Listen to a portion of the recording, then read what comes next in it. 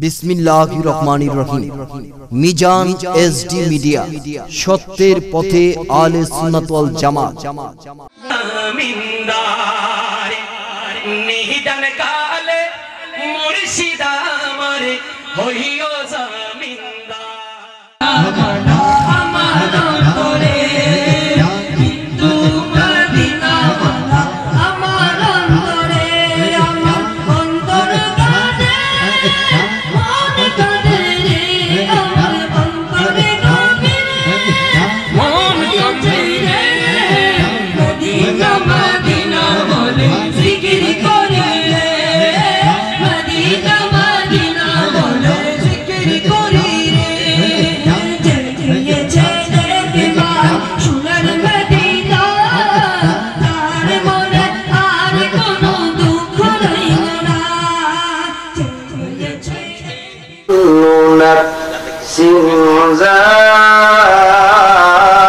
যায়িকাতুল মাউত ওয়া ইন্না লাতুওয়াফফুনা উজুরাকুম ইয়াওমাল কিয়ামাহ ফামান যুহজিহা يدخل الجنة فقد فاز وما الحياة الدنيا إلا متاع الغرور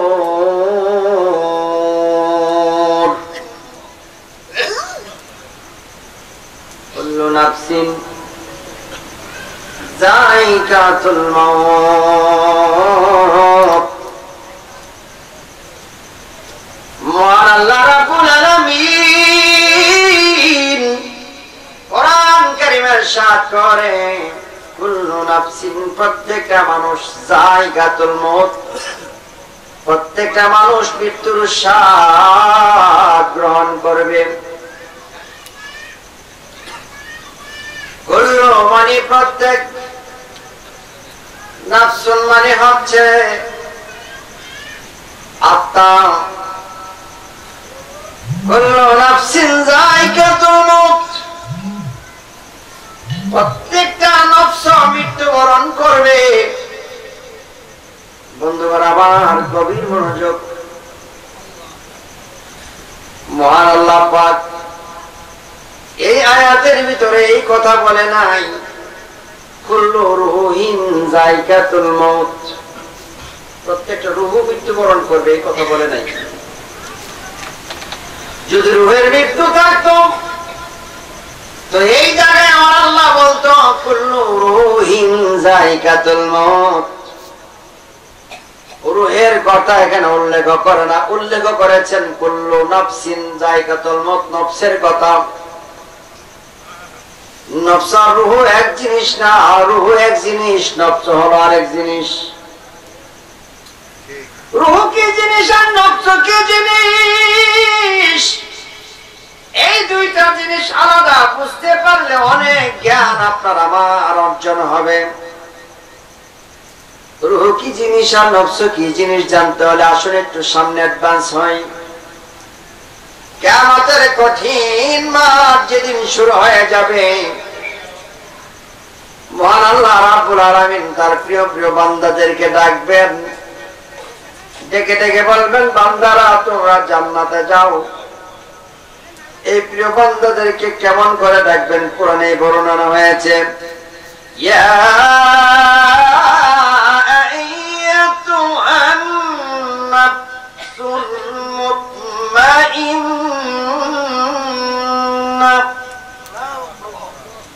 ইরজিই ইলা রাব্বিকি রাদিয়াতাম মারদিয়া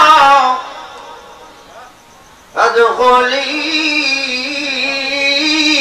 ফি ইবাদি ওয়াদখুলি জান্নাতি।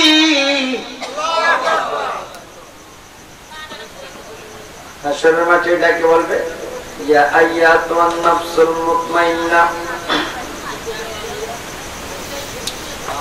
এ প্রশান্ত আত্মা, ইয়া আইয়াতুন নাফসুল মুতমাইন্না, নাফসুন বলেছে সেদিন হাসরের মাঠে এই কথা বলবে না, ইয়া আইয়াতু রুহিল মুতমাইন্না, রূহকে সেখানে রাখবে না। হাসরের মাঠে আল্লাহ বলে ইয়া আইয়াতুন নাফসুল মুতমাইন্না, নফসকে ডাকবে, রূহকে ডাকবে না। যদি তুমি প্রকৃত একজন সত্যিকারের নফস হয়ে থাকো, ফাদখুলি ফি ইবাদি, আমার ইবাদতকারী বান্দাদের মধ্যে আজকে শামিল হয়ে যাও, ওই কাতারে চলে যাও, আমার ইবাদতকারী বান্দাদের কাতারে শামিল হয়ে যাও। আর ফলশ্রুতিতে তোমরা ফাদখুলি জান্নাতি, জান্নাতে প্রবেশ করে না। আল্লাহু আকবার। এক নম্বর ফাদখুলি ফি ইবাদি, ইবাদতকারী বান্দাদের অন্তর্ভুক্ত হয়েছে, দুনিয়াতে ছিল আজকে এখানে হয়ে দেখায় দাও। ওয়াদখুলি জান্নাতি, ফলশ্রুতিতে আমি রব্বুল আলামিন তোমাকে বলছি জান্নাতের অধিবাসী হয়ে যাও। বন্ধুরা আমার আল্লাহ সেখানে তো রূহকে ডাকবে না, ডাকবে নফসুল মুতমাইন্না, নফসকে ডাকবেন। তাহলে নফস কি? নফস এমন একটা জিনিস, নফসের জন্য মানুষ খায়, নফসের জন্য মানুষ ঘুমায়, নফসের জন্য মানুষ জাগ্রত হয়, নফসের জন্য মানুষ হাঁটে, নফসের জন্য মানুষ এই পৃথিবীতে বিচরণ করে। এই নফস যদি না হয় মানুষ পৃথিবীতে আসে না। এই নফসের মাধ্যমে আমরা পৃথিবীতে আসলাম, মাথা থেকে পা পর্যন্ত নফসের অংশ। বন্ধুরা আমার, এই মাথা থেকে পা পর্যন্ত নফসের অংশ, এই পুরাটা চারটা উপাদান দ্বারা সৃষ্টি করা হয়েছে। এক নাম্বার মাটি, এক নাম্বার পানি, দুই নাম্বার মাটি, তিন নাম্বার আগুন, চার নাম্বার বাতাস। এই চারটা উপাদান দ্বারা মানুষের দেহটাকে আমার আল্লাহ রাব্বুল আলামিন সৃষ্টি করেছেন। আদম সফিউল্লাহকে প্রথম বানায়া জান্নাতের গায়ে লটকে রেখেছিল, আর সমস্ত ফেরেশতাদেরকে বলল, রে ফেরেশতারা, আমি একটা মানুষ বানাইছি, আমার সে মানুষটাকে তোমরা সিজদা করো। সবাই তখন কাতার বন্দী হইয়া সিজদা করলো। ফাসাজাদু ইল্লা ইবলিস, কিন্তু ইবলিস সিজদা করলো না। আল্লাহ বলে আবা ওয়াস্তাকবারা ওয়া কানা মিনাল কাফিরিন, কাফের হয়ে গেছো, লানত প্রাপ্ত হয়ে গেছো।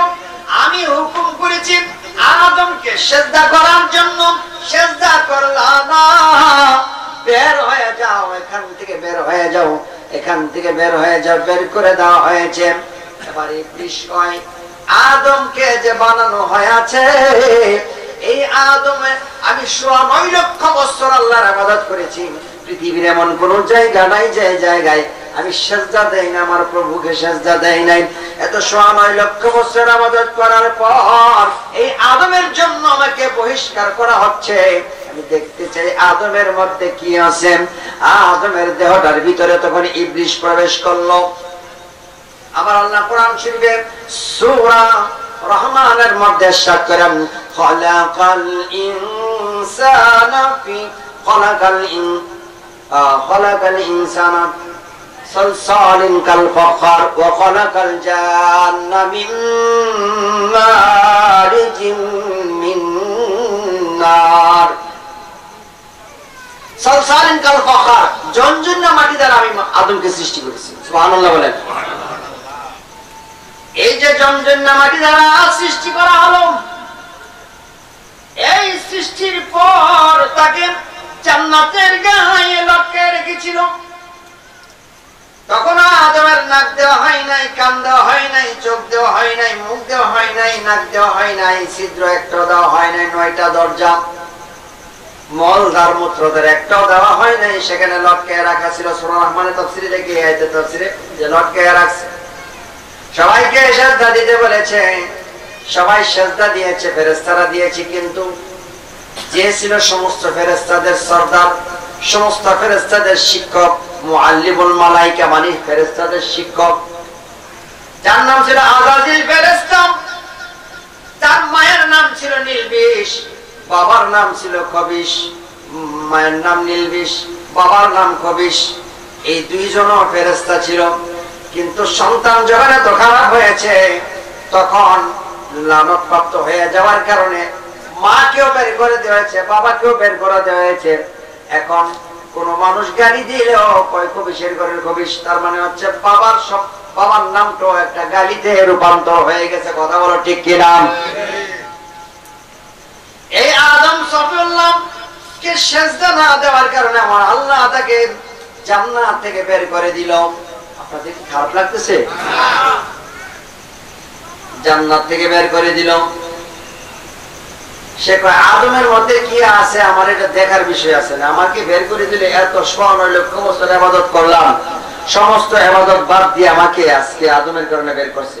তো দেখি ভিতরে কি আছে। ভিতরে ঢুকছে, আদমের দেহটার ভিতরে ঢুকছে। তাফসীরের ভিতরে লেখে এই দেহটার ভিতরে ঢোকার পর পা থেকে মাথা পর্যন্ত সমস্তটা দেহের ভিতরে চুলের গুড়াই গুড়াই সব জায়গায় রানিং করেছে, ঘুরেছে।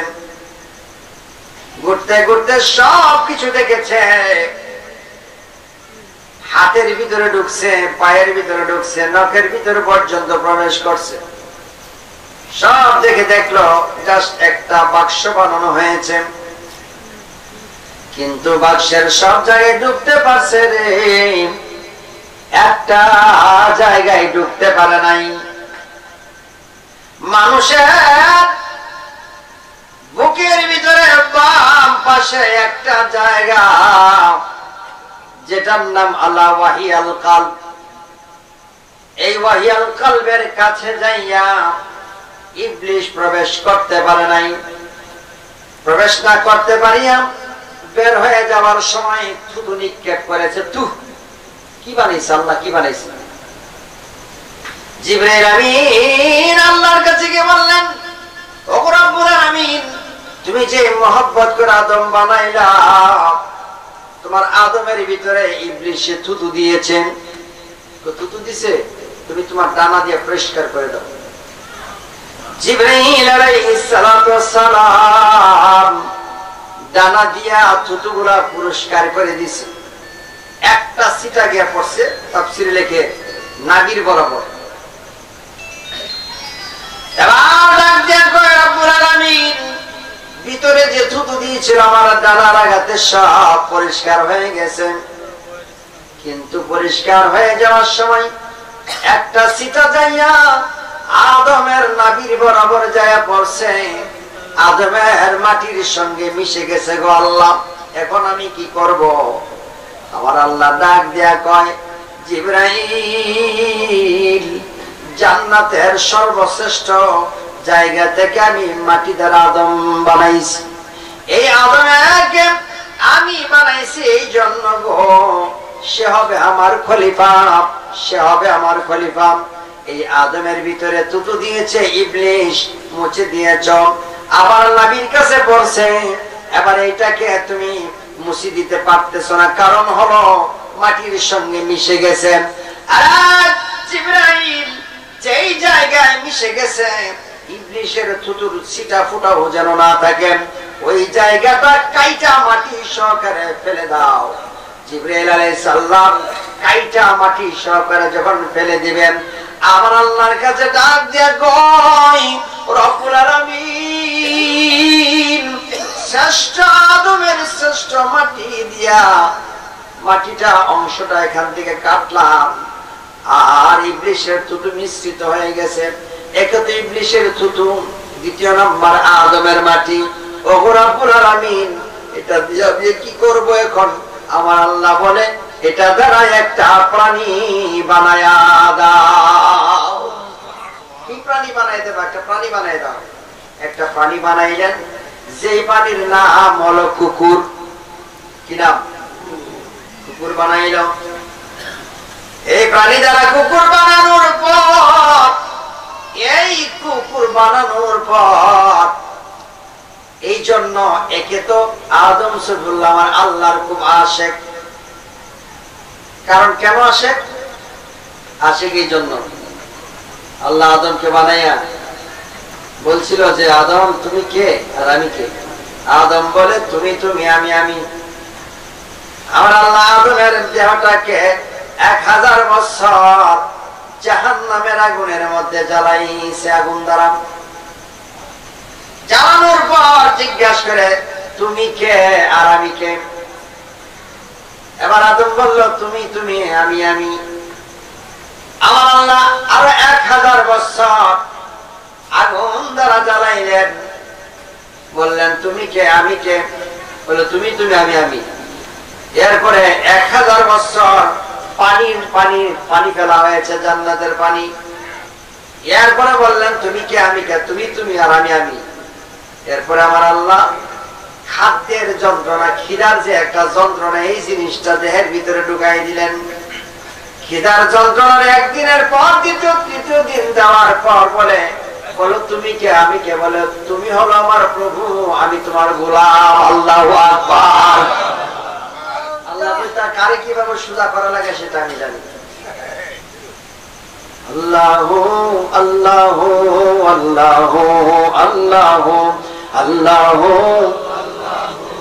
আল্লাহু আল্লাহু হাসবি রাব্বি জাল্লাল্লাহু মা ফি কলবি, হাসবি রাব্বি জাল্লাল্লাহু মা ফি কলবি। নূর মুহাম্মদ সাল্লাল্লাহু লা ইলাহা ইল্লাল্লাহ। আল্লাহু আল্লাহ আল্লাহু আল্লাহু লা ইলাহা ইল্লাল্লাহ লা ইলাহা লা ইলাহা ইল্লাল্লাহ লা ইলাহা লা ইলাহা ইল্লাল্লাহ লা ইলাহা ইল্লাল্লাহ। আল্লাহু আল্লাহু আল্লাহ লা ইলাহা ইল্লাল্লাহ মুহাম্মাদুর রাসূলুল্লাহ সাল্লাল্লাহু আলাইহি ওয়াসাল্লাম। আদম তুমি কে আমি কে? ওগো রব্বুল আলামিন তুমি আমার প্রভু, আমি তোমার গোলাম। আল্লাহু আকবার। যাই ওদিকে নয়, এবার আদম সফিউল্লাহর দেহের ভিতরে যে ওয়াল আলাউয়াল কলব আছে, ওই কলবের ভিতরে শয়তান প্রবেশ করতে পারলো না। চতুর্দিকের পর কুকুর বানায় দেওয়া হলো ওই মাটি দ্বারা, যার কারণে আদম যেহেতু আমার আল্লাহর খুব আশেক, এই জন্য কুকুরের মধ্যে প্রভু মুক্তি পাওয়া যায়। দ্বিতীয় নাম্বার, শয়তানের থুতু যে মিশ্রিত রয়েছে, এই জন্য রাত যখন গভীর হয়ে যায় তখন শয়তান কুকুর বক বক করে। কেন বক বক করে? এই জন্য করে কারণ শয়তানের থুতু তার শরীরে মিশ্রিত হওয়ার কারণে তার চোখ দ্বারা জিনপুরি দেব দানব সব দেখতে পায়, ফেরেশতাদেরকেও দেখতে পায়। এই জন্য সে বক বক করতে থাকে। চিৎকার মেরে বলুন আল্লাহু আকবার। আর কুকুরের মধ্যে শয়তানিও রয়েছে। এই শয়তানি হলো ওই যে শয়তানের থুতু মিশ্রিত হওয়ার কারণে এখানে আদমের নাভি থেকে মাটি, এখানে নাভি হয়ে গেছে, ড্যাপ হয়ে গেছে। দেখবেন সমস্ত শরীরের মধ্যে কোথাও এমন দুর্গন্ধ নাই। মানুষের নাভির মধ্যে দুর্গন্ধ আসে কারণ কি? নবীজি বলেছেন 15 দিনে একবার হলো নাভিটাকে সুন্দরভাবে পরিষ্কার করার জন্য। কারণ হলো এই নাভি যদি দুর্গন্ধময় হয় তাহলে ফেরেশতারা কাছে আসে না। আর এই নাভি হলো যেহেতু শয়তানের থুতু থেকে এই জায়গায় কাটা হয়েছিল, বিদায় নাভির এখানে উৎপত্তি হয়েছে। তাফসীরের ভিতরে লেখে এই যে নাভি হলো শয়তানের ভিআইপি রাস্তা। সমস্ত দেহের ভিতরে শ্রমের গুড়াতে যত সহজে ঢুকে, নাক দিয়ে যত সহজে ঢুকতে পারে, মানুষের কান দ্বারা যত সহজে ঢুকতে পারে, তার চেয়ে 1000 গুণ সহজে মানুষের নাভি দ্বারা প্রবেশ করে। এই জন্য নাভি হলো শয়তানের ভিআইপি রাস্তা। নামাজ পড়ার সময় নাভিটা ঢেকে রাখতে হয়, নাভির উপরে সুন্দর করে কাপড়টা ঢেকে রাখতে হয়। আর মহিলারা নাভি তো খুলে রাখতেই পারবে না, দেখানো তো থাক দূরের কথা। কথা বলো ঠিক কিনা? বন্ধুরা আমার, এই আদমের ভিতরে যে আলা ওয়াহিয়াল কলব, এই জায়গাটা শয়তানও প্রবেশ করতে পারে নাই। এই জায়গাটা এমন একটা তলা মারা জায়গা, গোটা দেহটার মধ্যে 4টা উপাদান দ্বারা দেহটা তৈরি হয়েছে, কিন্তু এখানে যে জিনিসটা আছে সেইটা দেখা যায় না, ছোঁয়া যায় না। হাত ধরা যায়, পা ধরা যায়, চোখ দেখা যায়, কান ধরা যায়, চুল স্পর্শ করা যায়, মানুষের দেহের সব জায়গায় স্পর্শ করা যায়, কিন্তু মানুষের দেহের ভিতরে যে প্রাণশক্তিটা রয়েছে সেই প্রাণশক্তিটাকে ধরা যায় না, ছোঁয়া যায় না।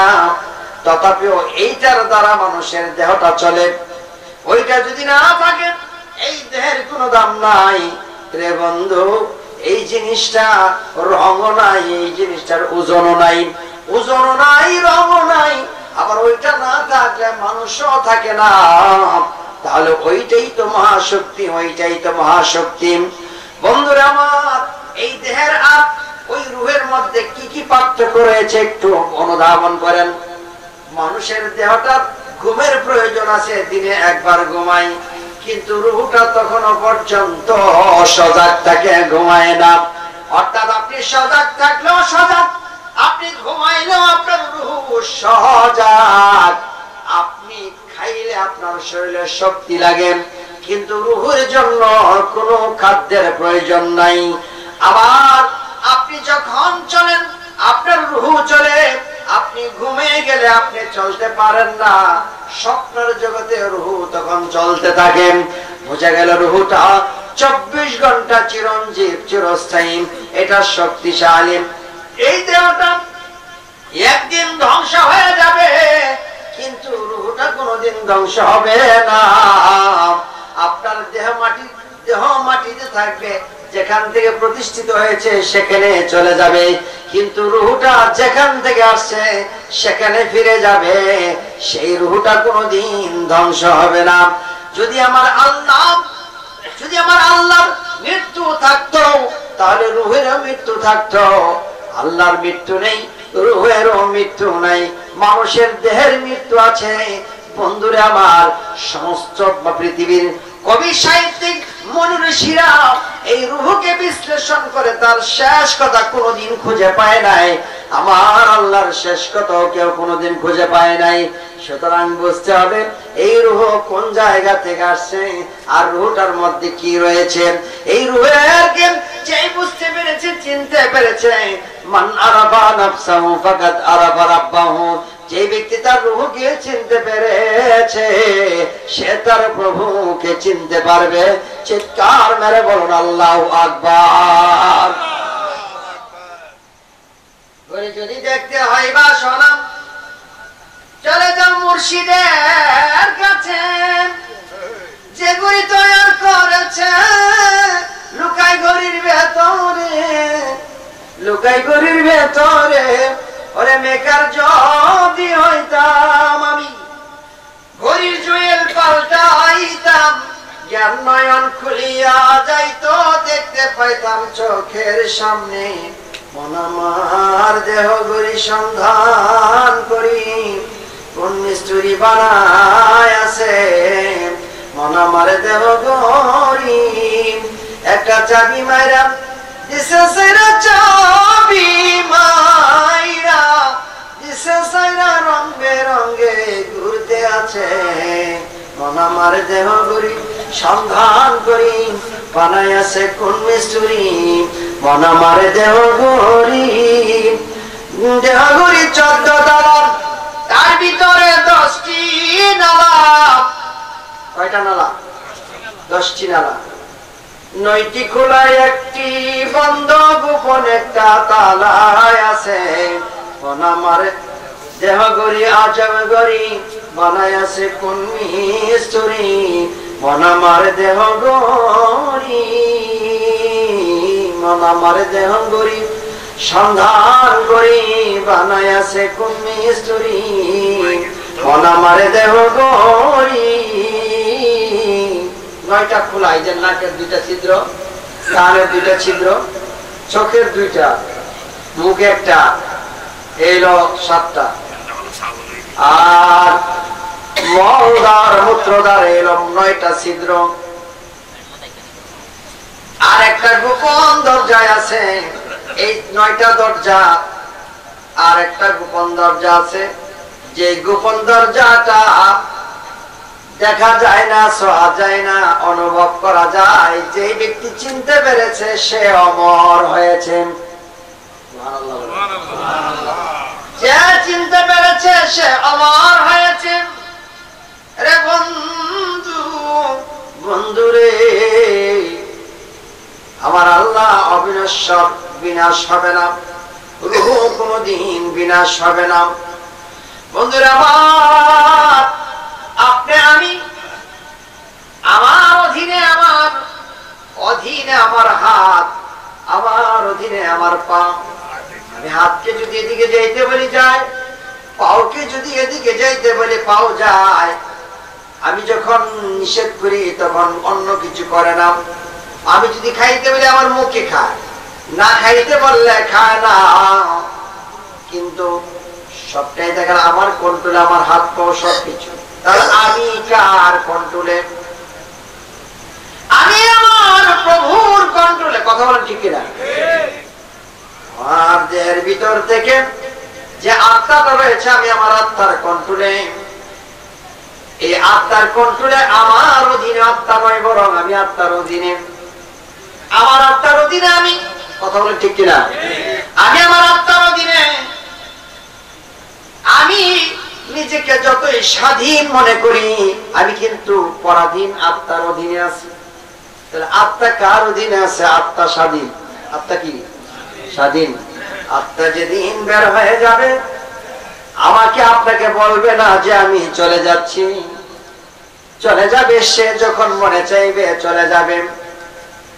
ওরে ঘরের কেবা ঘুমাই, কেবা জাগে, কে কারে দেখাই স্বপন।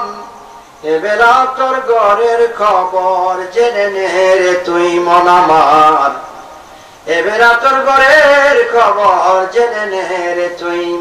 স্বপ্নের ঘরে কেবা রং দেই, নিঃশব্দে কে আছে সদাই। যেদিন তাহা জানতে পাবাম, ভুলের ঘর তোর যাবে তখন। এবেলা তোর ঘরের খবর জেনে নে রে তুই মন আমার। এবেলা তোর ঘরের খবর জেনে নে রে তুই। বন্ধুরা আমার, এই রুহুটা কষ্ট হয় আপনাদের? আমার কথাই খারাপ লাগে? আমি একটা যে কোনো একটা অবস্থান আপনাকে নিয়ে যেতে চাই। বন্ধুরা আমার, ওয়াজ তো আমরা সারা জীবন অনেক শুনি, এক কান দিয়ে ঢুকে আর কান দিয়ে বের হয়ে যায়। আজকে আমি এমন কিছু কথা বলবো, একটা ওয়াজে আপনার জীবন সই হয়ে যাবে যদি আমার কথাগুলি মনোযোগ শুনে যদি অনুধাবন করতে পারেন এবং জীবন পরিচালনা করতে পারেন। পীর মসজিদের দরবারে আসছি আমরা। কার দরবারে? পীর মসজিদের দরবারে আসছি। সুতরাং এই দরবার আলাদা অন্য কোনো মাহফিলের মতো হতেই পারে না। সুতরাং এখানে আমাদের তরিকতের আলোচনাই চলবে ইনশাআল্লাহ। কথা বলেন ইনশাআল্লাহ। বন্ধুগণ আমার, এই দেহের রাজ্যটার ভিতরে যে আত্মাটা বসবাস করি, এই আত্মাটা হলো স্বাধীন, আপনার অধীনে নয়, বরং আমি আত্মার অধীনে। আমি জিনিসটা কি? আমি যে বলি, আমি জিনিসটা কি? আমি জিনিসটা আত্মা নয়, আমি জিনিসটা হলো একটা মন। আমি জিনিসটা একটা মন। এই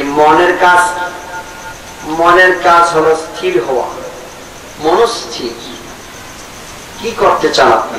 নামাজ পড়বেন, মনস্থির করেন। মন যদি আপনি স্থির করতে পারেন, নামাজ পড়তে পারবেন। মন যদি স্থির না হয়, তাহলে আপনি নামাজে দাঁড়াইতে পারবেন না। তাহলে মনস্থির হওয়া লাগবে। আমি জিনিসটা হলো মনস্থির মন, আর এই মনটা হলো আপনার এই রুহের অধীনে। এই রুহটা হলো স্বাধীন। বন্ধুরা আমার, এই রুহটা কি? এই রুহটা হলো অবিনশ্বর সৃষ্টিকর্তার কাছ থেকে এসেছেন। আমার আল্লাহ বলেন, আমি আরশের মধ্যে স্থায়ীভাবে বসবাস করি না, আমি কুরসির মধ্যে স্থায়ীভাবে বসবাস করি না, আমি লা মাকানের মধ্যে স্থায়ীভাবে বসবাস করি না, আমি মক্কাতে স্থায়ীভাবে বসবাস করি না, আমি মদিনায় স্থায়ীভাবে বসবাস করি না, মানুষের পাড়ায় পাড়ায় মহল্লায় মহল্লায় মসজিদের ভিতরে আমি স্থায়ীভাবে বসবাস করি না, তবে আমি সর্বশক্তিমান সব জায়গায় বিরাজমান, ওয়াল হাইয়ুল কাইয়ুম ওয়া দাইমুন ওয়া কাইমুন, সব জায়গায় দায়ম আছি, সব জায়গায় কায়েম আছি, সর্বস্থলে আমি সব সময় আছি, কোথাও আমি হারায় যাই নাই। মানুষ যেমন ঘুমায় আবার জাগে, মানুষ যেমন ঘুমায় জাগে, কিন্তু আমি ঘুমাই না আবার জাগিও না, আমি সব সময় একরকম আছি।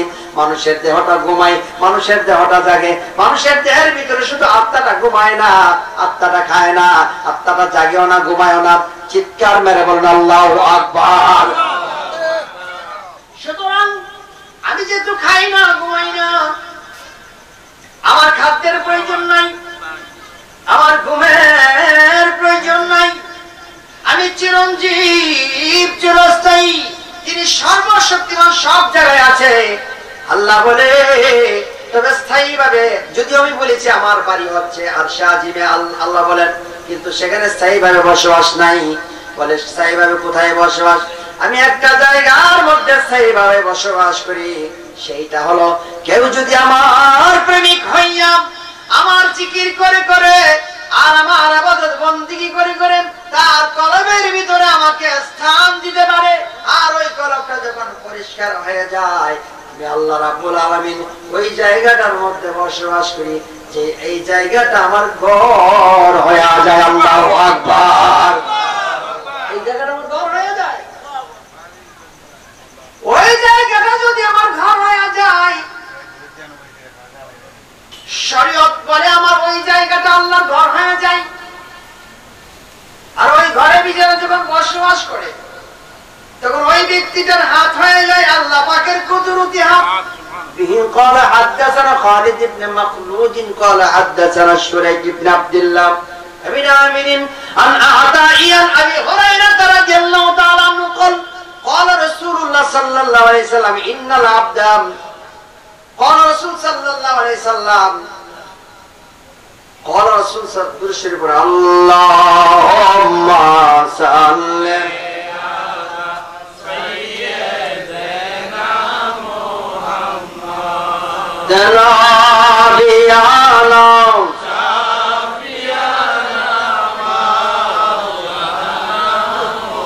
من آذاني وليا فقد آذنت بالحرب وما تقرب إلي بالنوافل حتى أحببته فكنت سمعه الذي يسمع بها وبصره الذي يبصر بها ويداه التي يبطش بها ورجله التي يمشي بها وإن سألني لا أعطينه رواه البخاري رواه المسلم। বুখারী তো আছে, মুসলিম শরীফ আছে। বুখারী শরীফের প্রথম খণ্ডের 9 নম্বর পৃষ্ঠাতে হাদিসটা আছে, এবং দ্বিতীয় খণ্ডের মাঝামাঝি তো এই হাদিসটা আরেকবার রয়েছে। আর সনদটা আমি প্রথম যেটা বললাম এই সনদ দিয়ে বর্ণিত হয়েছে, কিন্তু মাঝামাঝিতে সনদের মধ্যে একটু লড়চড়া আবার অন্যভাবে দেওয়া আছে, এবং শেষের অংশের মধ্যে আরেকটা ইবারত বেশি দেওয়া আছে, একটা হাদিস আরেকটার মধ্যে একটু কম দেওয়া আছে। যাই হোক, আমার অর্থটা কি? এই হাদিসটা হলো হাদিসে কুদসি। হাদিসে কুদসি হলো কোরআনের আয়াতের পর মানে বরাবর আয়াত, বরাবর হাদিস। কেন? আমার আল্লাহ যেমন কোরআনে কথা বলেছেন, কোরআন হয়েছে, আমার আল্লাহ বলার পরও কোরআনে আসে নাই এমন কিছু কথা রয়েছে যেই কথাগুলি হাদিসের মধ্যে এসেছে, এটা হলো হাদিসে কুদসি। হাদিসে কুদসিটার মধ্যে আল্লাহ পাক বলছেন, যারা আমার কলিজার বন্ধুদের দুশমনি করে, আমি আল্লাহ স্বয়ং তার দুশমনি করি। আর যারা আমার বন্ধু হয়ে যায়, আমি আল্লাহ তার হাত হয়ে যায়, যে হাত দ্বারা সে ধরে। সুবহানাল্লাহ বলেন। আমি তার পা হয়ে যাই, যেই পা দ্বারা সে চলে। আমি তার জবান হয়ে যাই, যেই জবান দ্বারা সে কথা বলে। আমি তার চক্ষু হয়ে যাই, যে চোখ দ্বারা সে দেখে। আমি তার কান হয়ে যাই, যে কান দ্বারা শুনে। এই ধরনের কোন ব্যক্তি যদি আমি আল্লাহর কাছে কোনো কিছু চাইতে দেরি হয়, আমি রাব্বুল আলামিন দিতে দেরি করি না। আল্লাহু আকবার। কেন? তার আত্মাটা আমার ঘর হয়ে গেছে, তার আত্মাটা যেখানে আছে সেটা আমার ঘর হয়ে গেছে। বন্ধু বন্ধু রে, এই পর্যন্ত হলো শরীয়তের কথা। এই কথাটার সঙ্গে যদি আমি তরিকতের কথাটা কেন লাগাইতে যাই, তাহলে বলতে হয়, ও বন্ধু বন্ধু রে, আল্লাহ যদি আরশে আজিমে থাকে সেটাও তো মানুষের কাবা। সুবহানাল্লাহ বলেন। আরশে আজিম আমার আল্লাহর ঘর বাড়ি, সেটা আমাদের জন্য কাবা। আল্লাহ পাক যে কুরসির মধ্যে বসে, চেয়ারে বসে, রূপ করতে চেয়ার আছে কিনা নাই সেটা বড় কথা না। আল্লাহ বলেছে চেয়ারের কথা, চেয়ারের রূপ কেমন, রং কেমন আমরা জানি না। নিজেরই তো কোনো রং নাই, নিজেরই তো কোনো সুরত নাই। আল্লাহ বলে আমি নিরাকার, তো চেয়ারের তো আবার আকার আছে, আছে না নাই? চেয়ার বললে তো আকার হয়। এটা হলো আমার আল্লাহর রূপক কথা। আরে বন্ধু বল, বুঝলাম আল্লাহর চেয়ার আছে, এই কুরসি মানে চেয়ার, ওই চেয়ারটা আমাদের জন্য কাবা, কারণ এটা আল্লাহর চেয়ার বলা হয়েছে। সুবহানাল্লাহ। চেয়ার এখানে থাকলে থাকুক, না থাকলে না, আল্লাহর চেয়ার বলা হয়েছে, এটা আমাদের জন্য কাবা। ঠিক কিনা বলেন? আমার আল্লাহ যেখানে থাকবে সেটা কাবা। আরে বন্ধু বন্ধু রে আমার, আরশে আজিম হলো আমাদের জন্য কাবা, কুরসি হলো আমাদের জন্য কাবা, লা মাকান হচ্ছে আমাদের কাবা। যেখানে কোনো মাকান নাই, স্থান নাই, যেখানে কোনো আমকান নাই, যেখানে কোনো আলো নাই, যেখানে কোনো বাতাস নাই, যেখানে কোনো পানি নাই, সেই জায়গায় খোদার নূর বিরাজ করে ৭০,০০০ নূরের পর্দার ভিতরে, যিনি যেখানে কোনো মানুষ যাওয়াই সম্ভব না। আল্লাহু আকবার। ওই জায়গাটা আমার আল্লাহ বিরাজ করে, যেখানে কোনো ফেরেশতাও যেতে পারে নাই, কোনো মানুষও যেতে পারে নাই, কেউ যেতে পারে নাই। শুধু একজন গিয়েছেন, আমার নূরের নবী, হায়াতুন নবী, জিন্দা নবীজি, মেহরাজে আল্লাহর কাজ পর্যন্ত করে সুম্মা দানা ফাতাদাল্লাহ ফাকানা কাবা কাউসাইনি আও আদনা, একদম নিকটে বসে কথা বলেছেন। যেহেতু আমার নবী কথা বলেছেন, এই জন্য আমাদের আল্লাহ দেখা হয়েছে, কারণ নবীর উপর আমাদের বিশ্বাস। নবী বলেছেন আল্লাহ আছে, আমি দেখেছি রয়ং চোখ দ্বারা, এই জন্য আমাদেরও দেখা হয়েছে। ওরে বন্ধু বন্ধু রে, বুঝা গেল আমার নবীর চোখটা কোনো সাধারণ চোখ না, যে চোখ দ্বারা আল্লাহ দেখা যায়। আমার চোখ দ্বারা আল্লাহ দেখা যায় না, আপনার চোখ দ্বারা আল্লাহ দেখা যাবে না। পৃথিবীর অন্য যত পয়গম্বরের এসেছেন, কোন পয়গম্বরের চোখ দ্বারা আল্লাহ দেখা যায় না, এমনকি কোন ফেরেশতা আমার আল্লাহকে দেখে নাই। এমন একটা চোখের প্রয়োজন যে চোখ দ্বারা আল্লাহ দেখা যায়। এই চোখটা শুধু একজনকে আমার আল্লাহ দিয়েছে, তিনি আপনার আমার হায়াতুন নবী, জিন্দা নবী, নূরের নবী মুহাম্মদ মুস্তাফা, মুহাম্মদ মুস্তাফা সাল্লাল্লাহু আলাইহি সাল্লাম। উচ্চ আওয়াজে বলুন আল্লাহু আকবার। আর জোরে বলুন ইয়া রাসূলুল্লাহ। আমরা ওই জোরে বলুন সুবহানাল্লাহ। নবীর শানে একটা নাত গাইলে গাইতাম নি। আমি লিখিব চিঠি দেব তোমায়, আমি লিখিব চিঠি দেব তোমায়, পাখি পৌঁছে দিও রোজায়। খারাপ লাগে না? ভালো লাগে? তাহলে আমার সঙ্গে পড়ুন। আমি লিখিব চিঠি দেব, পড়ুন না, আমি লিখিব চিঠি দেব তোমায়, পাখি পৌঁছে দিও রোজায়। আমি থাকব বসে আশায়, চিঠির উত্তর আসবে আমার গায়। আমি থাকব বসে আশায়, চিঠির উত্তর আসবে আমার গায়। আমি লিখিব চিঠি দেব তোমায়, পাখি পৌঁছে দিও রোজায়। কবে আসবে মদিনার পয়গাম, গায়ে মাখব হাজিদের হেরাম। বলেন সুবহানাল্লাহ। কবে আসবে মদিনার পয়গাম, গায়ে মাখব হাজিদের হেরাম। আমি ঘুরব মদিনার চারিপাশ, আমি ঘুরব মদিনার চারিপাশ, চোখে দেখব সবজে গুম্বাদ। আমি লিখব চিঠি দেব তোমায়, পাখি পৌঁছে দিও রোজায়। তৃষ্ণায় কাতর আমার মন, তৃষ্ণা মিটাবে কূপ জমজম। তৃষ্ণা কাতর আমার মন, তৃষ্ণা মিটাবে কূপ জমজম। পানি মাখবো আমি সারা গাই পাখি পৌঁছে রোজায়। উচ্চ আওয়াজে বলুন মারহাবা। আমার আল্লাহ রাব্বুল আলামিন আরশে আজিমে আছে সেই জন্য সেটা আমাদের কাবা, কুরসিতে আছে সেই জন্য কাবা, না মাকানে আছে সেটা আমাদের কাবা। আবার তিনি বলেছেন পৃথিবীতে যে কাবা শরীফ রয়েছে সৌদি আরবে সেটা আল্লাহর ঘর, সেই জন্য এটা আমাদের জন্য কাবা। আল্লাহ যে জায়গায় থাকে সেটা হলো আমাদের কাবা। বন্ধুরা আমার, এটা সবটাই হলো শরীয়তের কাবা।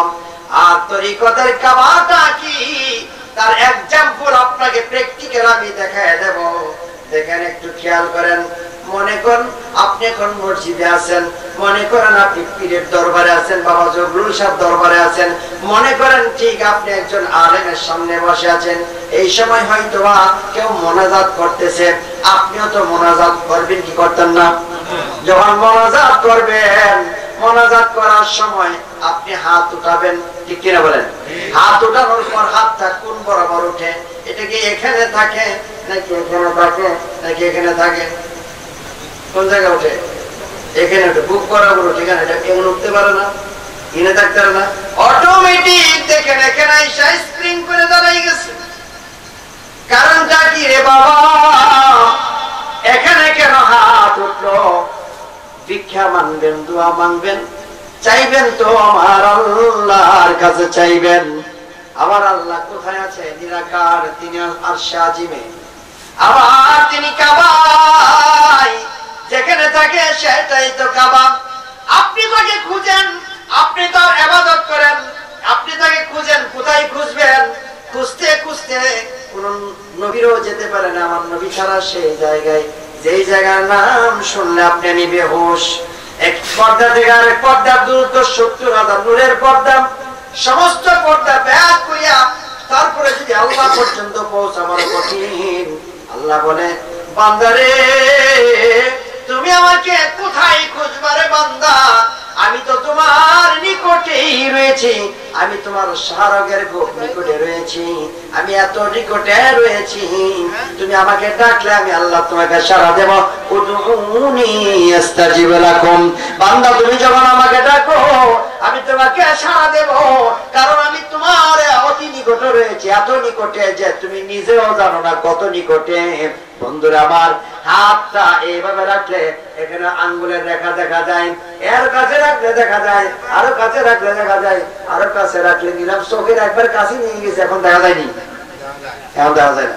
আমাদের দুনিয়া দেখা যায় না, চোখ তো খোলাই আছে, দেখি না, বেশি কাছে কোনোদিন দেখা যায় না। আমার আল্লাহ, আল্লাহ বলে তোমাকে আমি বলেছি আরশে আজিমে দূরত্ব বলেছেন, এই নাম শুনলে আপনি বেহুশ, সেখানে তো যাওয়া সম্ভব না। বন্ধুরা আমার, তার সঙ্গে বলি আপনার গৌস কুতুবেরা প্রেম করেছে, প্রেমের পরে কয় আল্লাহ গো আমি তোমাকে দেখবো, আমি তোমাকে চাই। আল্লাহ বলে তুমি আমাকে কোথায় দূরে গিয়ে খুঁজবা?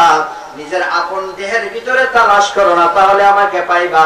তো আল্লাহর ওলিরা কয় তালাশ করার পরে পাইলাম, আমার হাত এখানে পড়ে না, এখানে পড়ে না, এই বরাবর ওঠে। তার মানে হলো আমার হাতটা তো আমি দোয়া চাইতেছি আমার প্রভুর কাছে, যার কাছে ভিক্ষা চাইতেছি তার দুয়ারে এসে দাঁড়াইছি। তাহলে আমার এই হাতটা তার দুয়ারে দাঁড়াইছে, দুয়ারটা আমার দেহের ভিতরে বাম পাশে এখানে রয়েছে। আল্লাহু আকবার, এই যে এখানে রয়েছে, এই জন্য হাত এখানে উঠে। আমি তোমায় খুঁজব না গো বন জঙ্গলে যাইয়া, আমার মাঝে আমার মুর্শিদ আছে যে লুকাইয়া। মুর্শিদ শব্দের অর্থ হলো পথ প্রদর্শক, যিনি পথ দেখায়, ভুল পথ থেকে সঠিক পথ দেখায়। আল্লাহ দেখায় কি দেখায় না? কথা বলেন, দেখায় কি দেখায় না? তাহলে আমার আল্লাহ হলো এক নম্বর মুর্শিদ। এই মুর্শিদের কিতাব এই পৃথিবীতে আমাদের কাছে এনেছেন আমার নবী মুহাম্মদুর রাসূলুল্লাহ। এই জন্য আমার নবী হলো আল্লাহর পক্ষ থেকে কোরআন হাদিস আনা তাওহীদের মুর্শিদ। আমার নবী মুর্শিদ, পথ প্রদর্শক। আবার আপনার পীর মুর্শিদ আপনাকে পথ দেখাচ্ছেন, ওই পথটাই মোটিভেশন করে পরিষ্কার করে লাইন বাই লাইন ওই কাজটাই আপনার পীর মুর্শিদ আপনাকে করে যাচ্ছে বাবা জগলুল শাহ। তাহলে তিনিও হচ্ছেন মুর্শিদ। وَمَن يُضْلِلْهُ فَلَن تَجِدَ لَهُ وَلِيًّا مُرْشِدًا। আল্লাহ বলেন কিয়ামতের মাঠে এক শ্রেণীর মানুষ যখন জাহান্নামী হবে, কিয়ামতের মাঠে তাদের জন্য আপনি কোনো সাহায্যকারী, তাদের জন্য কোনো পথ প্রদর্শক মুর্শিদ পাবেন না। এই মুর্শিদ হলো পথ প্রদর্শক। এক নাম্বার মুর্শিদ আমার আল্লাহ পথ প্রদর্শককারী, তার দায়িত্ব দিয়ে পাঠাইছেন আমার নবীকে। আমার নবীও পথ প্রদর্শক। গৌসুল আজম মুহিউদ্দিন আব্দুল কাদের জিলানী বাগদাদী রাহমাতুল্লাহ আলাইহি তিনিও পথ প্রদর্শক। খাজা গরিবে নওয়াজ মুঈনুদ্দিন চিশতি আজমিরি রাহমাতুল্লাহ আলাইহি তিনিও পথ প্রদর্শক। বাউদ্দিন নকশবন্দি রাহমাতুল্লাহ আলাইহি, মুজাদ্দিদ আল-ফাসানি রাহমাতুল্লাহ আলাইহি, বাবা শাহজালাল, শাহ পরান, শাহ মখদুম, শাহ গরিবুল্লাহ, শাহ আমানত, শাহ বায়েজিদ বুস্তামি রাহমাতুল্লাহ আলাইহি, তারাগনি বাবা আর আমার জগলুল শাহ, এরা সবাই হলো পথ প্রদর্শক। সবাই একটা জিনিসই বুঝাইতে চাই, শুধু আমার আল্লাহ, আমার আল্লাহ, আমার আল্লাহকে। সুতরাং আমার আল্লাহকে বোঝানোর জন্য যে যতই রাস্তা খুঁজো, আর সেই রাস্তা প্রতিটাই হলো পথ প্রদর্শনের রাস্তা, এটাই হলো মুর্শিদের রাস্তা। চিৎকার মেরে বলুন আল্লাহু আকবার। মুর্শিদ আমি খুঁজব না গো বন জঙ্গলে যাইয়া, আমি কোথায় খুঁজবো? জঙ্গলে খুঁজবো, জঙ্গলে খুঁজবো, আমি মঙ্গলে খুঁজবো, আকাশে খুঁজবো, তারকায় খুঁজবো। নাম শুনেছি, সেখানে যাওয়াই সম্ভব না। যেটা এত দূর সেটা নিয়ে ভাবনা করে লাভ নাই। আমার মাঝে আমার দয়াল আছে যে লুকাইয়া, আমার মাঝে আমার দয়াল আছে যে লুকাইয়া। নিজে যদি নাহি জানো কালা দলার দুধের মতো মন যে তোমার না হইল সফেদ। সিল্লে বলো মারহাবা। কালা দলার বাদ বুঝতে ভিতর সাপ না করে তাকে কোনোদিন ঘরের ভিতরে রাখতে পারবে না।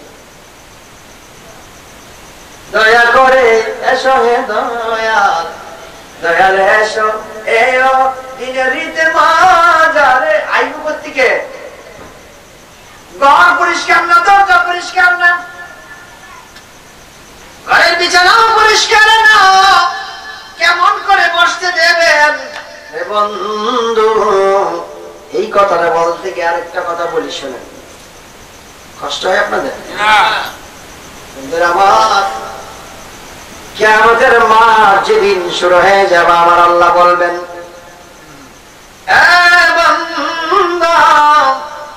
বান্দা রে, তুই আমার বান্দা, আমি তোর প্রভু। দুনিয়াতে প্রেরণ করেছি রে বান্দা আমার ইবাদত করার জন্য। আমি মানুষ বানাইছি একমাত্র আমার ইবাদতের জন্য। খলাকাল ইনসানা, আমি মানুষদেরকে সৃষ্টি করেছি একমাত্র আমার ইবাদত করার জন্য। ওয়া মা খালাকতুল জিন্না ওয়াল ইনসা ইল্লা লিয়াবুদুন, আমার ইবাদতের জন্য একমাত্র মানুষ আর জিনদেরকে বানাইছি। সুবহানাল্লাহ বলেন। সুতরাং এই দুই জাতির বিচার হবে কিয়ামতের মাঠে। আমি আল্লাহ সেদিন সবার সামনে হাজিরা দেব।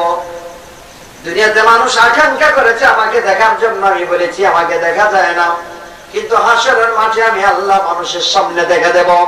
আরে বান্দা, বান্দা রে, মনে রেখে রে বান্দা, হাসরের মাঠে যখন আমি তোমার সঙ্গে কথা বলবো, তখন আমি তোমাকে বলবো বান্দা তুমি নামাজ পড়ো নাই, রোজা রাখো নাই, হজ করো নাই, যাকাত দাও নাই, অপরাধ করেছো, জাহান্নামে যাইবা, তুমি জাহান্নামে যাইবা। তবে আমি আল্লাহ রাব্বুল আলামিন ইচ্ছা করলে তোমাকে মাফ করে দিতে পারি। মাফ করে দেওয়া এটা আমার এখতিয়ার, আমার ইচ্ছা।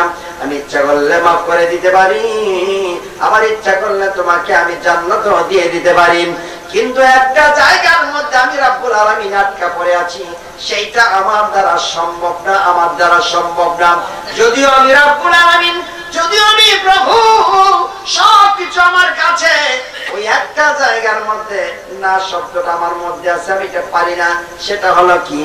সেটা হলো তুমি যদি কোনো মানুষের হক মেরে থাকো, তুমি যদি কোনো মানুষের মাথায় বাড়ি দিয়ে থাকো, তুমি যদি কাউকে একটা চড় মেরে থাকো, তুমি যদি কারো সম্পদ হরণ করে থাকো, তুমি যদি তোমার জমিটা যদি অন্যের জমির পাড়ি ছিল, তার জমিটা তুমি একটু ইচ্ছা করে জোর করে দখল করে নিয়েছ, অথবা তুমি তোমার বাড়ির চালের পানি অন্যের বাড়িতে ফেলেছ, কষ্ট পেয়েছে তোমাকে বলেছি কিন্তু তুমি শোনো নাই।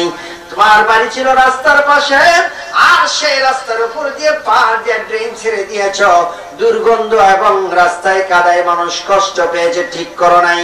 এমনকি তুমি যদি তোমার বোনের সম্পদ মেরে দিয়ে থাকো, আর বোন যদি ভাইয়ের সম্পদ মেরে দিয়ে থাকে, তুমি যদি তোমার স্ত্রীর হক নষ্ট করিয়া বেগানা মহিলার সঙ্গে সম্পর্ক করো, স্ত্রী যদি স্বামীর হক নষ্ট করে বেগানা পুরুষের সঙ্গে সম্পর্ক তৈরি করে, এমন ভাবে এই পৃথিবীতে অন্যের অধিকার নষ্ট করা, অন্যের হক যেগুলি নষ্ট করেছো, কিয়ামতের মাঠে আমি আল্লাহ সেইটার ফায়সালা দিতে পারবো না। কারণ হলো আমি যেমন তোমার ভিতরে রয়েছি, এবার ওই মানুষটাও তো আমি আল্লাহ নিজের হাত দ্বারা, কুদরতি হাত দ্বারা তাকে সৃষ্টি করেছি। আমি তোমার ভিতরে যেমন আছি তার ভিতরে তো আমি রয়েছি। সুতরাং তোমাকে আমি যেমন ভাবে ভালোবাসি, তাকেও আমি সেরকম ভাবে ভালোবাসি। তোমাকে আমি যেমন 3 বেলা খাওয়াই, সেই হিন্দু হোক, বুদ্ধ হোক, সারাল হোক, বেঈমান হোক, আমি 3 বেলা তাকে খাওয়াই রাখি। আমি আমার বান্দাকে ভালোবাসি। আল্লাহ বলেন মা তার সন্তানকে সবচেয়ে বেশি ভালোবাসে, কিন্তু আমি আল্লাহ রাব্বুল আলামিন মায়ের থেকে আরো 99 ভাগ বেশি আমার বান্দাকে ভালোবাসি। এই ভালোবাসা এত বেশি ভালোবাসা, যার কারণে বান্দা নাফরমানি করার পর আমি তার রিজিক কমায় দেই না, আমি তার খাদ্য বন্ধ করে দেই না, এই দুনিয়াতে তাকে আমি অশান্তিতে রাখি না। আর আমি তাকে একটা নির্দিষ্ট সময় দিয়েছি, সময় শেষ হয়ে গেলে আমার কাছে আসবে, সেদিন আমি কড়াই গন্ডাই হিসাব নেব। আল্লাহু আকবার, নারে তাকবীর, নারে রিসালাত। আমরা একটু দাঁড়িয়ে সম্মান জানাই। কৃষ্ণ হুজুর কেবলা আসছেন, আল্লাহর ওলি আসলে তো দাঁড়ায় সম্মান জানাই। নারে তেরে জবান বে তেরা। বন্ধুগণ আমার আল্লাহ বলেন আমার হক যেটা তুমি আদায় করতে পারো নাই, অপরাধ করেছ, আমি আল্লাহ ইচ্ছা করলে মাফ করে দিতে পারি, নাও করতে পারি, এটা আমার এখতিয়ার, ইচ্ছা। কিন্তু বান্দার হক যদি নষ্ট করে থাকো রে বান্দা, আমি আল্লাহ কিয়ামতের মাঠে তোমাকে মাফ করতে পারবো না। হাসরের মাঠে আমি তোমাকে বলে দেব, যার হক নষ্ট করেছো তুমি তার কাছে যাও। এই হাসরের মাঠে কোটি কোটি মানুষের মধ্যে তাকে খুঁজে খুঁজে বের করো। তাকে খুঁজতে খুঁজতে কোটি কোটি বছর লাগতে পারে। এরপরও জাহান্নামের আগুন থেকে বাঁচার জন্য হচ্ছে মানুষটাকে খুঁজবো আমরা। খুঁজতে খুঁজতে যদি আমরা কোনোদিন পাই, না পাওয়ার আগ পর্যন্ত খুঁজতেই থাকবো। যদি আমরা কোনোদিন পাই, তখন হয়তো তার হাতে পায়ে ধরে বলবো, বাইরে দুনিয়াতে তোমার একটা টাকা মেরে দিয়ে দোকান থেকে চলে গেছিলাম, আর তোমার দোকানের ধারে কাছে দাসী নাই, টাকা দেওয়া লাগবে মনে করিলাম। আমি তোমার কাছ থেকে 20,000 টাকা ধার নিয়েছিলাম, 5,000 টাকা দিয়ে আমি পলাই গেছি, টাকা দেওয়ার ভয়ে আর আমি আসি নাই, দেওয়ার এবিলিটি ছিল, দেই নাই, মা পোষাই নাই। আজকে হাসরের মাঠে এই জন্য আমার আল্লাহ আমাকে জান্নাত দেয় না। আমার আমলের মধ্যে তো কোনো ত্রুটি ছিল না, আমার 5 ওয়াক্ত নামাজ পরিপূর্ণতায় ছিল, আমি হালাল পথেই ছিলাম, কিন্তু এই 15,000 টাকা নিয়ে আমি ধরা খাইছি। এখন তুমি আমার মাফ করে দাও। তো সেদিন বান্দাও খাওয়া কায়দা কৌশল করবে, আজকে লাগাল পাইছি, তোমার জীবনের সমস্ত কিছু আজকে দিয়ে দাও, আপনি জাহান্নাম চলে যাবেন, সব দিয়ে এরপর সেখান থেকে বিদায় হবে। হাসরের ময়দানে আল্লাহ বলেন যে সেদিন আমি মানুষের এই যে হকটা নষ্ট হয়েছে, সেটা হাসরের ময়দানে আমি জিম্মা হতে পারবো না, আমি এখানে বিএনসিএল করতে পারবো না। কেন? আমি যেমন তোমার মধ্যে ছিলাম, আমি তার মধ্যেও ছিলাম। সুতরাং মানুষ হিসাবে আগে মনুষ্যত্ব বোধ অর্জন করো। এই মানুষটাকে মানুষ হিসাবে আগে ভাবো, চিন্তা করো, তিনি একজন মানুষ, আমি একজন মানুষ। তারপরে তুমি তাকে ধর্ম শিক্ষা দাও। এই জন্য এই দুইটা হক, হকের দিকে বড় চিন্তা করতে হবে। আরে বন্ধু বন্ধু রে, আপনার আমার দেহের ভিতরের যে ঘরটা আছে সেইটা আমি আপনি পবিত্র করতে চাই, কিন্তু কেমন করে পবিত্র করব? আমার দেহের ভিতরে যদি সুদ ভরা থাকে, আমার দেহের ভিতরে যদি ঘুষ থাকে, আমার দেহের ভিতরে যদি মিথ্যা কথার প্রবঞ্চনা থাকে, আমি যদি আমার অন্যের হক মেরে থাকি, আমি যদি পরের হক মারি, স্ত্রীর হক মারি, সন্তানের হক মারি, সমাজের হক মারি, পরের জমির হক মারি, তাহলে আমার ঘর তো পরিষ্কার হলো না। এই অপবিত্র ঘরের মধ্যে আল্লাহ আল্লাহ জিকির করলে কি লাভ হবে? कोई फायदा नहीं होता है। अल्लाह अल्लाह जिकिर अल्लाह वालाদের কাজ, কি ওয়ালাদের কাজ? সুদ ওয়ালাদের কাজ, আল্লাহ আল্লাহ জিকির নয়। ঘুষ ওয়ালাদের মানে আল্লাহ, এটা আল্লাহ ওয়ালা জিকির নয়। যে যেটা দুনিয়াতে করে, যেটার প্রতি নেশা, সে সেইটাই খুঁজে। ইয়াবা খায়, যে খাইয়ে এমন অবস্থা হয়ে যায় টাকা না পাইলে বউয়ের স্বর্ণ অলঙ্কার পর্যন্ত বিক্রি করে দিয়ে হইলো খায়। কেন? এটা তার নেশা। যখন একজন মানুষ প্রেম করে যুবক বয়সে, মায়ের ভালোবাসার কথা মনে পড়ে না, বাবার স্নেহের কথা মনে পড়ে না, আত্মীয়তা বন্ধন ছিন্ন করে হলেও যার সঙ্গে সম্পর্ক করতে চলে যেতে চায়। কারণ কি? এটা এখন নেশা তার মধ্যে জন্মেছে, এই মুহূর্তে নেশা আছে। সে নেশার ঘুর না কাটা পর্যন্ত সে অবস্থাতেই থাকবে। আল্লাহ বলেন, তুমি যদি আমার সঙ্গে প্রেম করতে চাও, প্রেমের মতো প্রেম করো, নেশার মতো করো। পৃথিবীর লাইনে মজদুর কি প্রেম দেখেছেন, মানুষের মধ্যে কি প্রেম দেখেছেন? সমস্ত প্রেমের ঊর্ধ্বে যদি আপনার প্রেম সৃষ্টিকর্তার সঙ্গে না করতে পারেন, তাহলে আপনি কিসের প্রেমিক হলেন? সেটা হলো আসল প্রেম। নেশামন থাকতে হবে, নেশায় বিভোর হয়ে যাওয়া। আল্লাহর নবীকে জিজ্ঞেস করলো সবচেয়ে জিকির আফদাল জিকির কোনটা? ওই যে এমন ভাবে জিকির করো মানুষ যেন তোমাকে পাগল মনে করে। ঠিক এইভাবে আল্লাহর জিকির করতে বলা হয়েছে। আমরা কি সেইভাবে জিকির করি? আল্লাহর জিকির সেইভাবে করি না। আমরা শরীয়তের গণ্ডির ভিতরে থেকে জিকির করি, কিন্তু হ্যাঁ, পীর মুর্শিদের সামনে বসে জিকির আল্লাহর আলোতে একেবারে আমার কলবে আমার আল্লাহ আছে, জীবনের সমস্ত অপরাধের কথা মনে করে আল্লাহ আমাকে মাফ করে দিন, এই ভেবে তারপর পীর মুর্শিদের সামনে বসে জিকির হালতে বসতে হয়। আর যদি কারো কাছে কোনো কিছু পাওনা দেওয়া থাকে, তাহলে মনে রাখতে হবে একটা সেকেন্ডের আপনার আমার কোনো ভরসা নাই। যে কোনো মুহূর্তে আজরাইল আলাইহিস সালাম পিছন থেকে সামনে এসে বলবে হ্যান্ডকাপ এখনই চলেন, চলে যাওয়া লাগবে।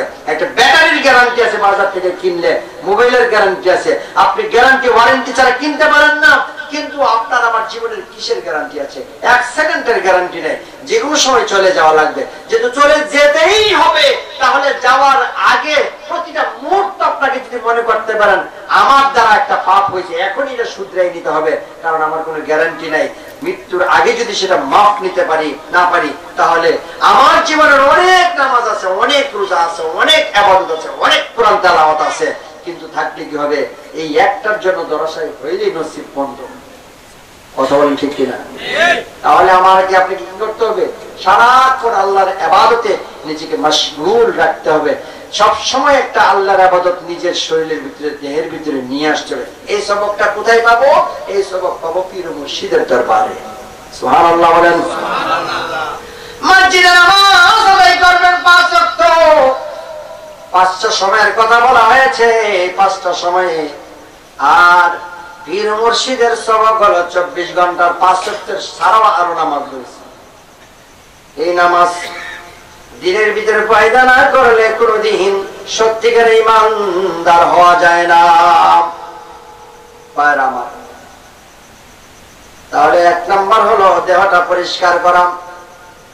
এই দেহের ঘর পরিষ্কার করার জন্য পীর মুর্শিদের দরবারে গিয়ে পরিষ্কার হওয়া যায়। যেমন ভাবে ওযু করলে আপনার পবিত্রতা হয়, ওযুর পানিটা যদি এমন হয় যে একটা পুকুরের মধ্যে এক পাশে ঢেউ দিলে অপর পাশে গিয়ে লাগে, এমন পুকুরের মধ্যে যদি একটা কুকুর মরে পড়ে যায়, ফেকার মাসালা হচ্ছে সমস্ত পানি উঠে ফেলে দিয়ে আবার পানি দিতে হবে। ঢেউ দিলে যদি এই পাশ থেকে ওই পাশে ঢেউ লাগে, ওই পুকুরে কুকুর পরে মারা গেলে সব পানি অপবিত্র।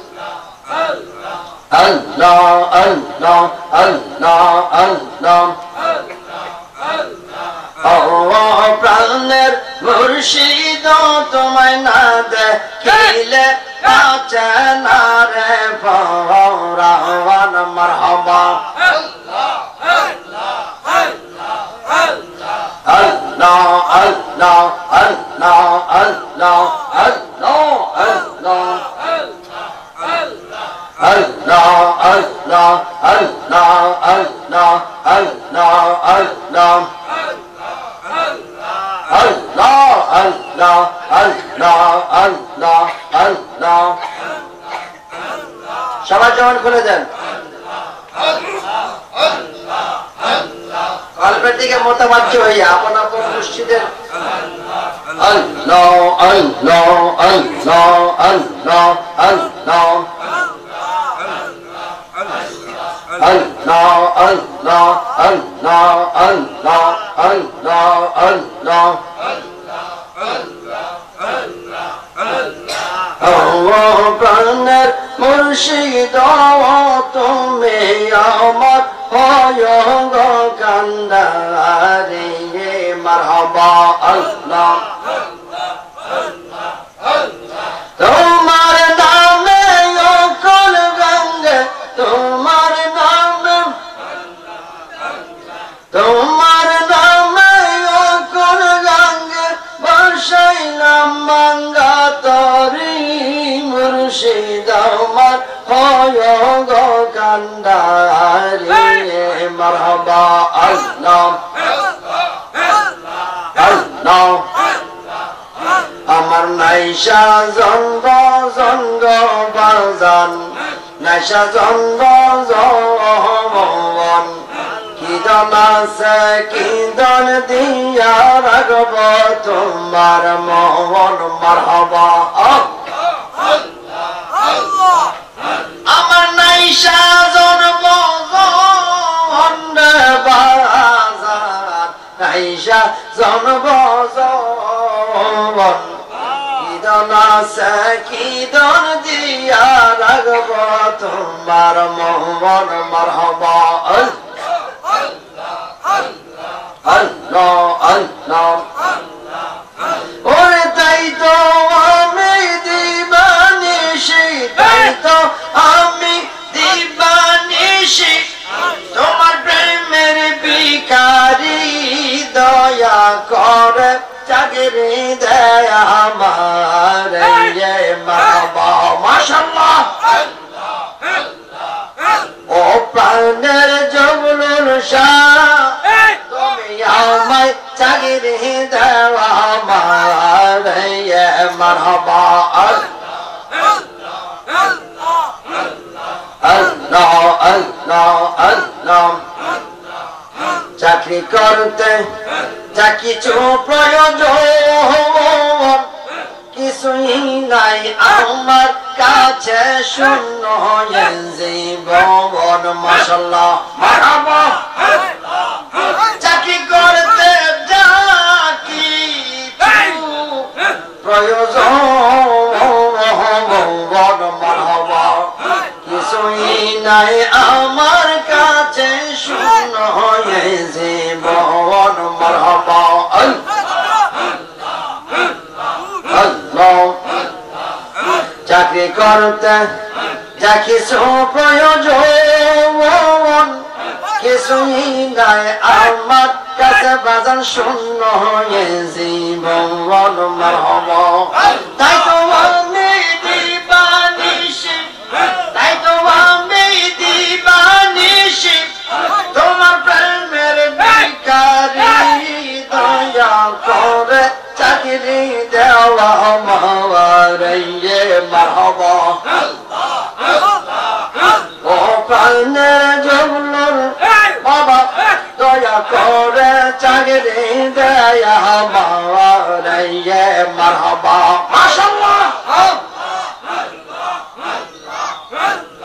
আল্লাহ আল্লাহ আল্লাহ আল্লাহ তোমার নাইশা জন্ম জন্ম দয়াল নাইশা জন্ম জমন কি দন আছে কি দন দিয়া রাখবো তোমার মন মারহাবা আমার নাইশা জন্ম জমন গো দয়াল চান নাইশা জন্ম জমন মারহাবা কি দন আছে কি দন দিয়া রাখবো তোমার মন মারহাবা তাই তো আমি দিবানিশি তাই তো আমি দিবানিশি তোমার প্রেমের ভিখারি দয়া করে চাকরি দেওয়া আমার ইয়ে মারহাবা আল্লাহ আল্লাহ দয়া করে চাকরি দেওয়া আমার ইয়ে মারহাবা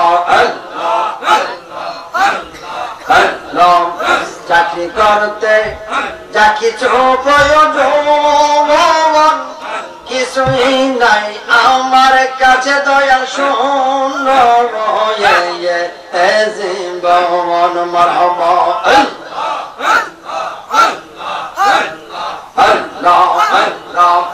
তুমি যদি হংকান্দারি তুমি যদি হংকান্দারি চাই না রোজমিদারি দয়া করে চাকরি দেয়া আমার মারহাবা জিল আল্লাহ আল্লাহ আল্লাহ আল্লাহ আল্লাহ আল্লাহ আল্লাহ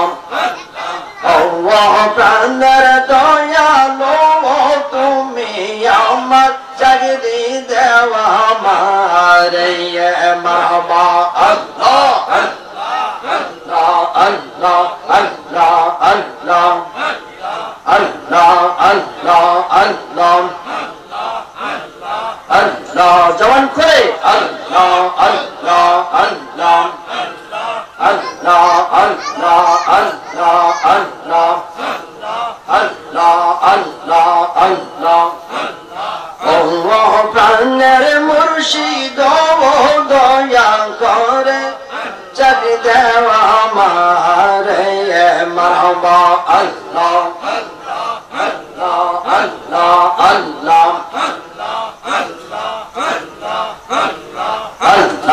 আল্লাহ আল্লাহ আল্লাহ আমার হংসের যে ভগবান সময় থাকতে চিনলাম না গো দয়াল কেমন দমন মারহাবা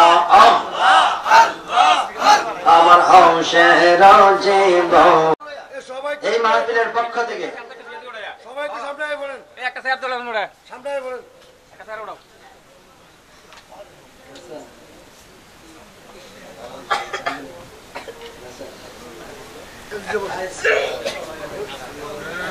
শরীরটা ভালো না না মনও ভালো না বিরাট একটা টেনশনে তাই কারণে টেনশন নিয়ে বসছি